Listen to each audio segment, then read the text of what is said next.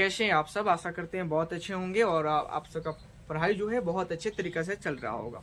आप सबका स्वागत है हमारे यूट्यूब चैनल दे तो दे स्टडी में। तो चलिए आज हम आप लोगों को बताने वाले हैं कि अध्याय 1 से जितने भी प्रश्न आपकी परीक्षा में आने वाले हैं वह सभी प्रश्न आज बताए जाएंगे और इसी वीडियो में ही बताया जाएगा। तो देखिएगा, पहला प्रश्न जो है आपके सामने है और प्रश्न जो है वो आपसे कह रहा है कि निम्नलिखित का मसला आपको ज्ञात करना है, यूक्लिड विभाजन एल्गोरिथम द्वारा ज्ञात करना है।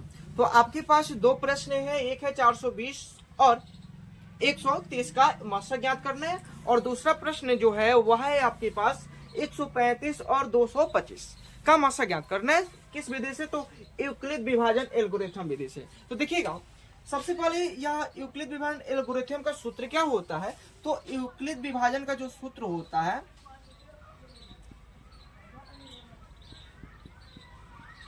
विभाजन का जो सूत्र होता है वह होता है ए बराबर बी क्यू प्लस आर।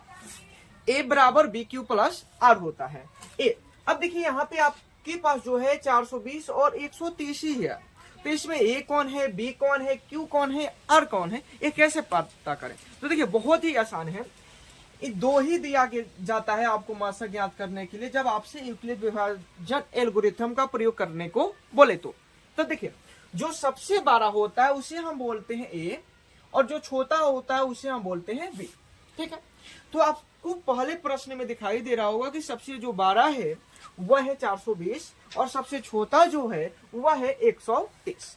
तो सबसे बड़ा जो है 420 है तो इसे हम ए मानेंगे और 130 जो छोटा है उसे हम बी मानेंगे। तो देखिए फॉर्मूला जो आपके पास है वह है ए बराबर बी क्यू प्लस आर।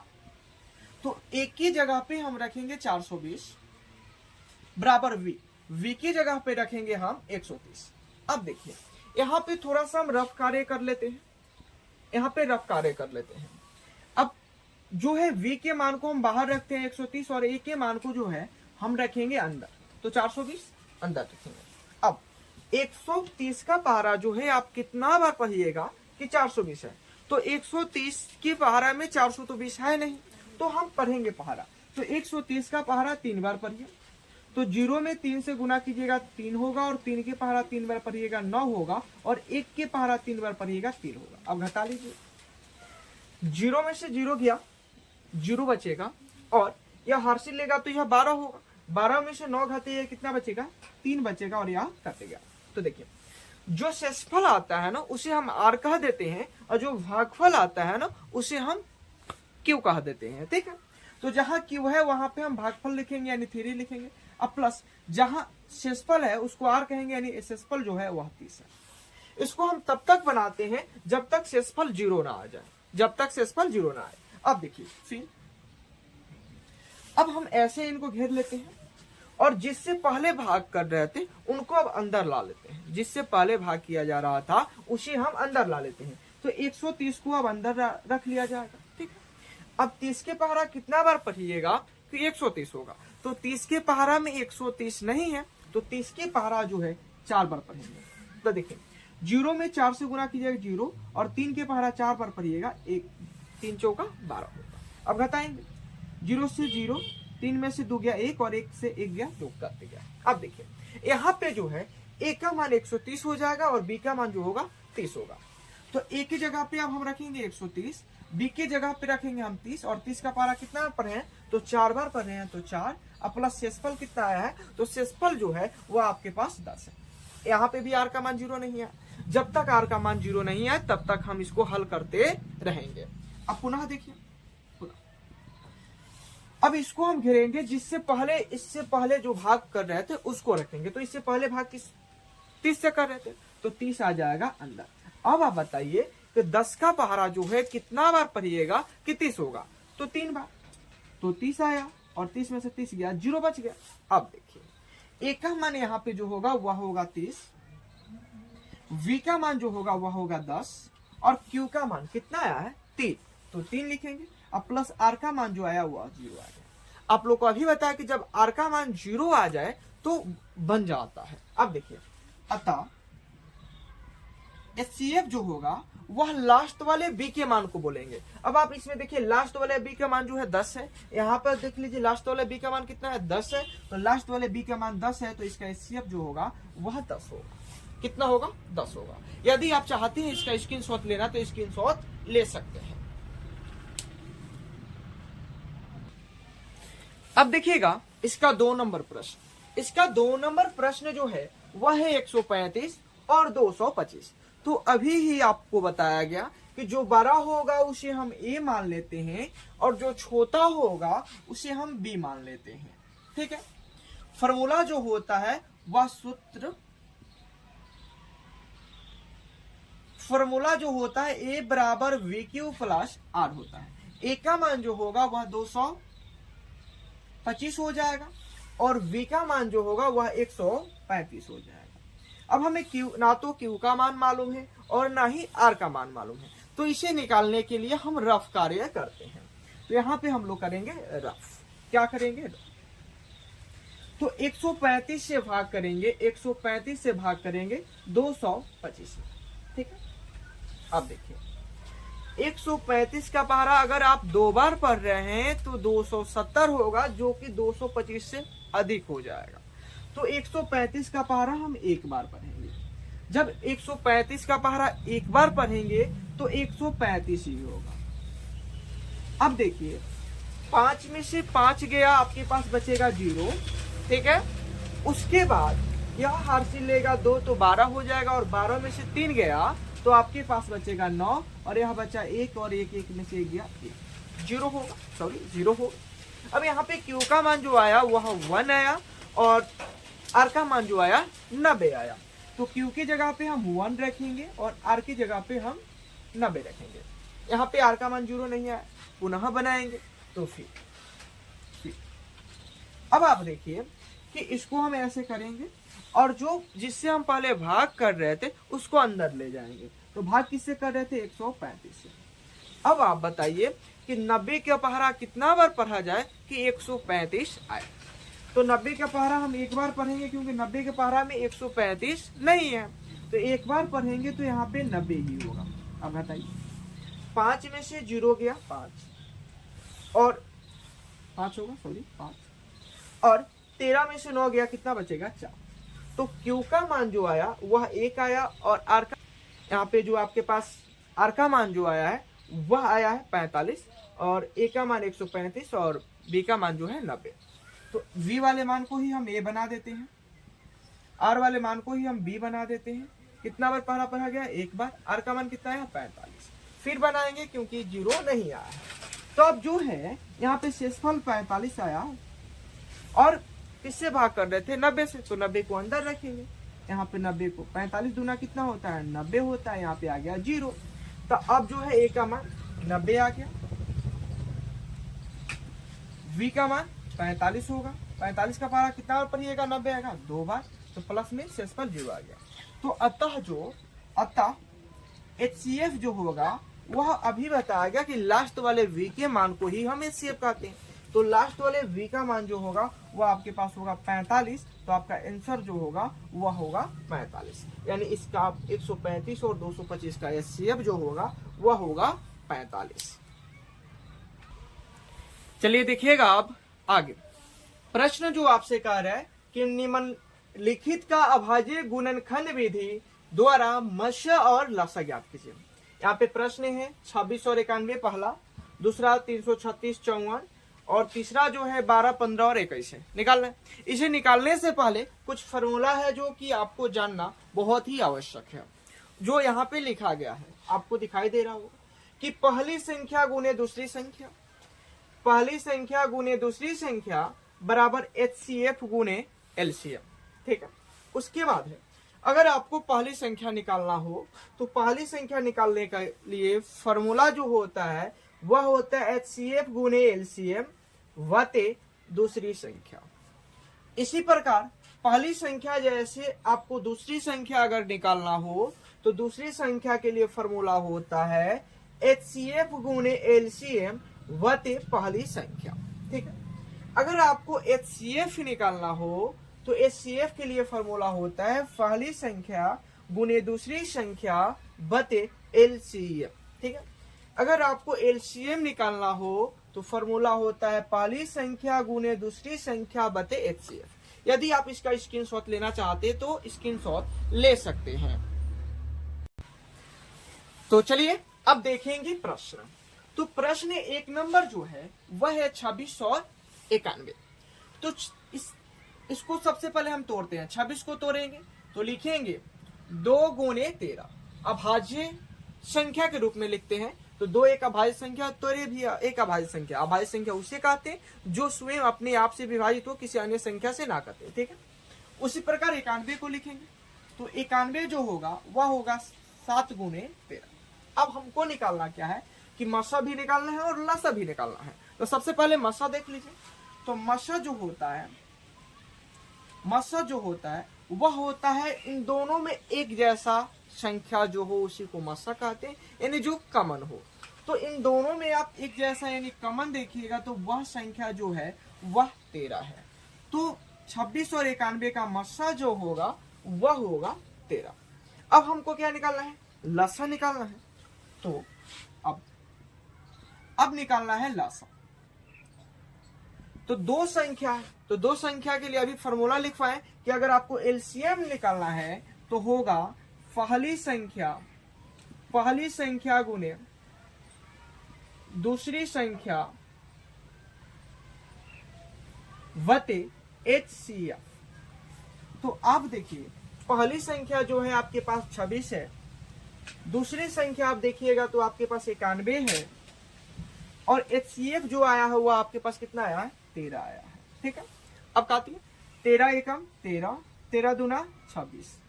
अब देखिए 91 के पहरा 2 बार पढ़ना है, तो 91 के पहरा 2 बार पढ़िएगा तो 2 एकम 2 और 9 दूना 18, कितना हुआ? 182। तो आपके पास मसा जो आया 13 आया और लसा जो आया 182 आया। यदि आप इसका स्क्रीनशॉट लेना चाहते हैं तो स्क्रीनशॉट ले सकते हैं। अब आप देखिएगा कि 2 नंबर सवाल है 336 और 54 का ही हमें मसा भी निकालना है और लसा भी निकालना है और अभाज्य गुणनखंड विधि से। तो हम 336 को तोड़ेंगे। तो 336 को आप तोड़िएगा तो यह 2 से कटेगा, फिर 2 से काटिए, 8 दूना 16, 4 दूना 8, फिर 2 से काटिए, फिर 2 से काटिए, अब यह 3 से कटेगा 7, कितना आया? तो 4 को 2 आया है, 1 को 3 आया है और 1 7 आया है। तो लिखेंगे 336 के बराबर 2 के पावर 4 गुने 3 गुने 6। ठीक है, उसके बाद अब जो है 54 को भी तोड़ेंगे। 2 से कटाएंगे आएगा 27, 3 से कटाएंगे आएगा 9, फिर 3 से कटाएंगे आएगा 3। यानी जब 54 को हम तोड़े तो आया 2 के पावर 1 और 3 के पावर जो है वह आया 3। ठीक है, अब हमको निकालना है मसा। क्या निकालना है? मसा। तो अब देखिए दोनों में सबसे कम वाले मान, जैसे कि इसमें भी 2 है और इसमें भी 2 है, तो 1 2 तो निकलेगा। तो दोनों में के सबसे कम वाले 2 को रख लीजिए।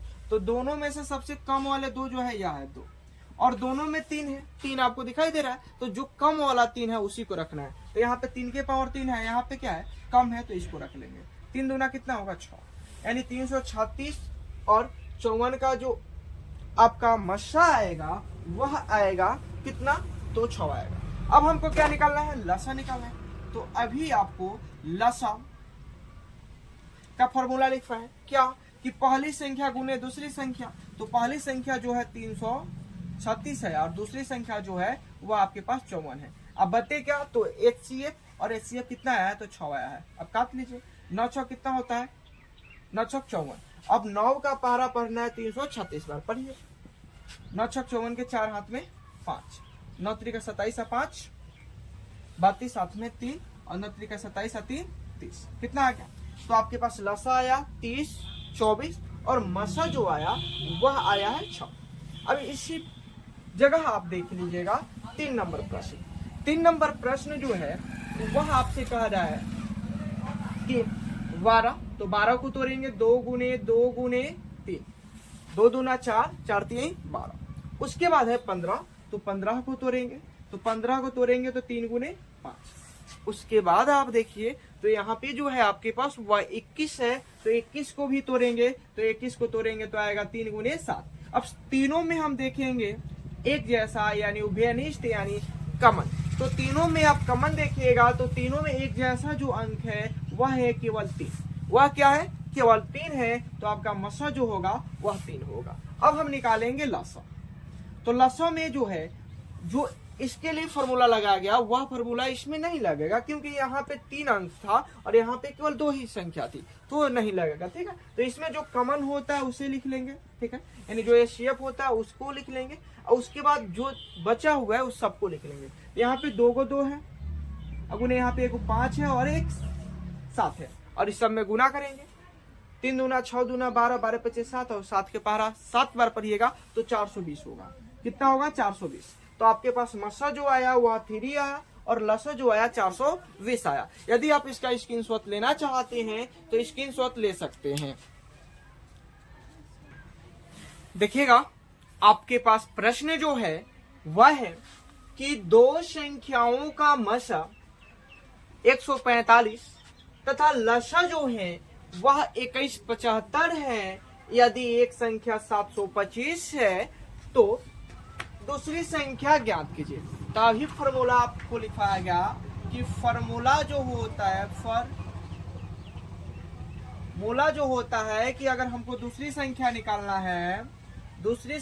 निकालना है तो होता है कि HCF गुने LCM यानी मसा गुने लसा बटे पहली संख्या, यही बताया गया। आप पीछे क्लास कर देख सकते हैं, यही सब बताया गया हम। HCF जो है आपके पास यानी मसा जो है 145 है, 145 गुने LCM यानी लसा जो है वह है 2175, तो हम लिखेंगे 2175 वते पहली संख्या आप देखिए तो कितना है 725 है। ठीक है, अब देखिए 145 का पहाड़ा एक बार पढ़िएगा 145 होगा, और 145 का पहाड़ा आप 5 बार पढ़िएगा तो 725 होता है। ठीक है, अब यह 5 से 2175 को काटिएगा तो 5 एकम 5, 5 चौका 20, बच्चेगा 5 3 15 और 35, यानी आपके पास जो दूसरी संख्या आएगी वह आएगा 435। यदि आप इसका स्क्रीनशॉट लेना चाहते हैं तो स्क्रीनशॉट ले सकते हैं। देखिएगा आपके पास अगला प्रश्न जो है वह है कि 0.17 के ऊपर रेखरी को P बटे Q के रूप में व्यक्त कीजिए। तो देखिए ऐसे प्रश्न को दो तरीके से बनाए जाते हैं। एक तो जो होता है शॉर्ट होता है जिसे ऑब्जेक्टिव में आ जाए तो कैसे बनाए, तेज में कैसे बनाए, और एक होता है कि यह आपको 2 नंबर दिलाता है। आपके परीक्षा में भी ऐसा प्रश्न पूछा जाता है। तो देखिए इनको कैसे बनाएंगे। सबसे पहले जो दिया गया है उसे हम लिख लेते हैं। तो दिया है क्या 0.17 और 1 और 7 के ऊपर रेकरी है। 1 और 7 के ऊपर रेकरी का मतलब है कि आपको 17 के बाद 17 ही आएगा दौर अनंत तक। तो इसको हम x के बराबर कर लेंगे और समीकरण 1 मान लेंगे। ठीक है, जो दिया गया है उसी को लिख लिया गया। और 17 के ऊपर रेखरी का मतलब कि इसके बाद जो संख्या आएगा वह केवल 17 ही आएगा। ठीक है, तो लिख लिया गया और इसको x बराबर किया गया और समीकरण 1 मान लिया गया। ठीक है, तथा समीकरण 1 में दोनों तरफ समीकरण 1 में दोनों तरफ 6 से गुणा करने पर समीकरण 1 में दोनों तरफ 6 से गुणा करने पर। अब आप कहिएगा कि 6 से गुणा क्यों कर रहे हैं?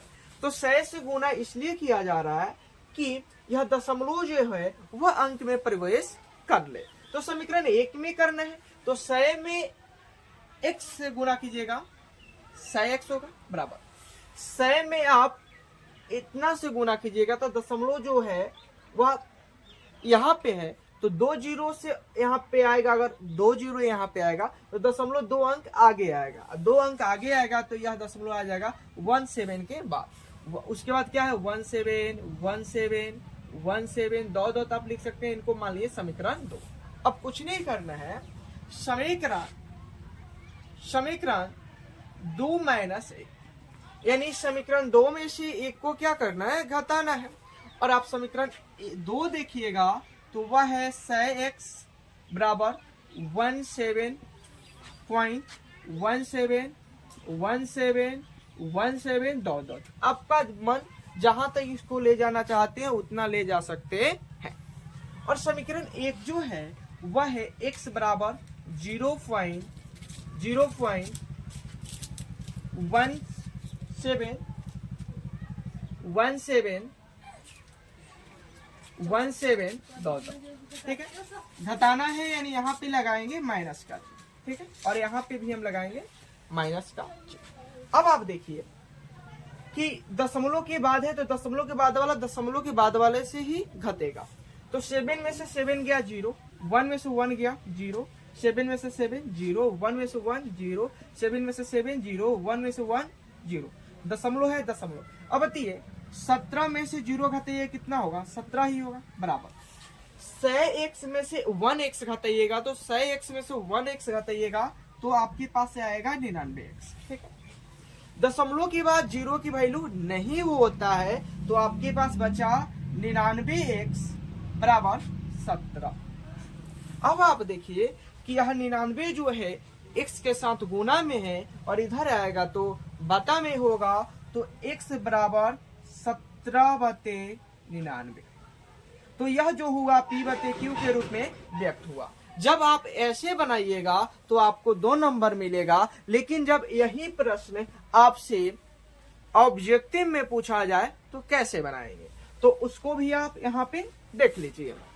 जैसे कि हम देखेंगे सबसे पहले प्रश्न कितना लिखा गया है, तो देखेंगे कि 0.17 है, तो 17 है जितने उन सबको हम यहाँ पे लिख लेंगे। ठीक है, इसके बाद हम देखेंगे कि कितने पर रेकरी है, तो आप देखिएगा दोनों पर रेकरी है, और जब दोनों पर रेकरी है तो जितने पर रेकरी होता है उतना के उसके लिए उतना 9 हर में लगाते हैं, यानी 1-1 2 अंक पर रेकरी है तो दोनों के लिए हम 2 9 लगा लेंगे, और यह जो हुआ आपका आंसर हुआ तो 17/99। और यहाँ पे भी देखिए 17/99 ही आया। यदि आप इसका स्क्रीनशॉट लेना चाहते हैं तो स्क्रीनशॉट ले सकते हैं। देखिएगा अगला प्रश्न जो है आपके पास वह कह रहा है कि सिद्ध कीजिए कि 3-√5 एक अपरिमेय संख्या है, जो कि ऐसे प्रश्न प्रत्येक साल आपकी बोर्ड एग्जाम में पूछे जाते हैं और यह 2 नंबर में पूछे जाते हैं और प्रत्येक साल पूछे जाते हैं। जैसे कि यहाँ पे परिमेय संख्या नहीं अपरिमेय संख्या कह रहा है, तो अपरिमेय संख्या सिद्ध करना है, लेकिन इसी को बदल देता है, जो कि 2023 में बदलकर ही पूछा गया था कि अपरिमेय की जगह पे परिमेय डाल दिया गया था कि परिमेय संख्या, और नहीं लगा दिया गया था, यानी परिमेय संख्या नहीं है यानी अपरिमेय संख्या है। तो देखिए हम क्या बनाएंगे, सबसे पहले इनको हम मानते हैं विपरीत। क्या मानते हैं, विपरीत। जैसे कि यहाँ कह रहे अपरिमेय संख्या सिद्ध करना है तो हम मानेंगे कि 3-√5 एक परिमेय संख्या है। ठीक है, तो हल माना कि 3√5 एक परिमेय संख्या, एक क्या है, परिमेय संख्या है। ठीक है, जब परिमेय संख्या है तो 3-√5 को हम लिख सकते हैं p/q, क्योंकि परिमेय संख्या को p/q के रूप में व्यक्त किया जा सकता है, जहां p, q एक सहभाज्य संख्या है, सहभाज्य संख्या है। ठीक है, अब देखिए यह जो है 3 प्लस में है, इधर जाएगा तो माइनस में होगा, तो -√5 बराबर p/q माइनस। ठीक है, यह माइनस जो है इधर है, इस माइनस को हम इधर भेज देंगे, तो बचेगा क्या, √5 बराबर -p/q प्लस 3। ठीक, अब आप देखिए कि यह जो है एक परिमेय संख्या हो गया, इसलिए लिखेंगे -p/q प्लस 3 एक परिमेय संख्या, एक परिमेय संख्या है, लेकिन √5 एक अपरिमेय संख्या, एक अपरिमेय संख्या है। इसलिए 3 माइनस रूट 5 भी एक अपरिमेय संख्या होगा, एक अपरिमेय संख्या होगा। ठीक है, यहाँ पे और भाषा भी लिख सकते हैं कि हमने जो माना था वो गलत है, अतः 3 माइनस रूट 5 एक अपरिमेय संख्या। यदि आप इसका स्क्रीनशॉट लेना चाहते हैं तो स्क्रीनशॉट ले सकते हैं। चलिए देखिएगा, आप ऐसे ही भी कुछ प्रश्न पूछे जाते हैं जो कि आपके ऑब्जेक्टिव में बनते हैं। जो प्रश्न है वह है कि दो लगातार सम संख्याओं का एचसीएफ क्या होगा। दो लगातार सम संख्याओं का एचसीएफ जो होता है आप याद ही कर लीजिए कि 2 होता है। उसके बाद दो लगातार विषम संख्याओं का एचसीएफ क्या होता है, तो दो लगातार विषम संख्याओं का एचसीएफ 1 होता है।